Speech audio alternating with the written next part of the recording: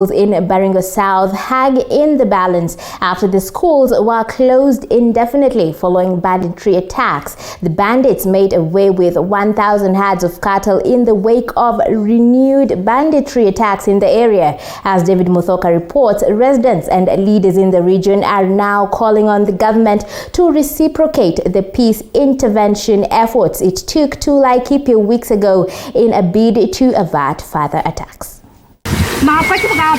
These sights and sounds of nature that welcome you to Baringo South, Baringo County might trick you into believing that this region is a calm to behold. But do not be fooled. Nothing is close to calm here. These hills and valleys that are home to thousands of families living in Baringo South tell of a different story, a story of residents who have been forced to raise their guard, clutching on whatever crude weapon available with one collective aim. That aim being to fend off bandits who have reigned terror in the region in the past 24 hours, made away with more than 1,000 cattle, and left 4 people nursing serious injuries. The armed to the teeth bandits, believed to have been flushed out of the neighboring Laikipia County weeks ago by security officers, are also said to be responsible for attacks in 3 schools, namely Lamayue, Kapkechur and Karne, bringing learning to a standstill. Na hiyo batambasa au kwa kidogo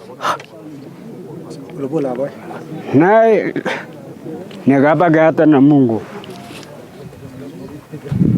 nikapelekewa yangu ng'ombe alikuwa ni 20 na punda 2. Nikapelekwa nikiona macho. Watoto hawajaenda shule.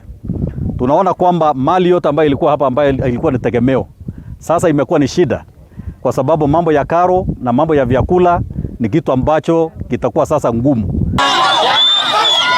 It is this series of unfortunate events that has seen residents in Mochongoi, Baringo County now take to the streets, calling on the government to reciprocate the peace intervention efforts it took to Laikipia weeks ago before the situation worsens. Tumeona Matiang'i ameenda Olmoran, akaanzisha district maramoja, akaanzisha police station maramoja, akapeleka askari maramoja. Calls that were reiterated by members of parliament from the North Rift region who want the Ministry of Interior to act fast and precise to avert further bandit attacks in Baringo. Baringo South is not a place of bandits.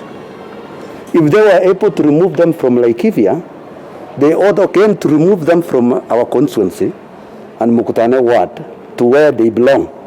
That's the theatic.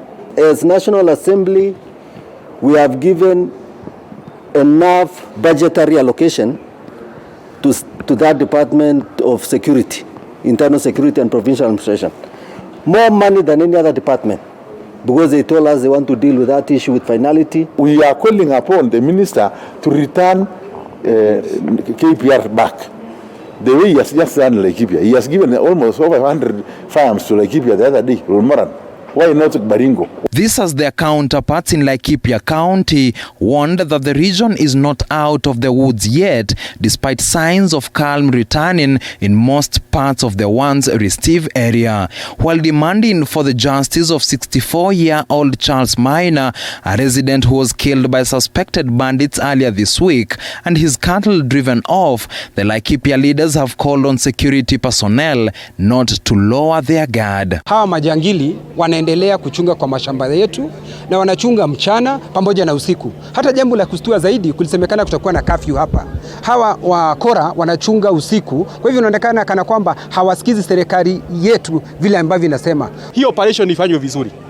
Watoke na watolewe, na tunataka kusikia hata bomu zimepigwa. Juzi mtu ameuawa pale Wangwashe akakufa. Juzi hiyo ingine tumesikia Olmoran mtu amekufa.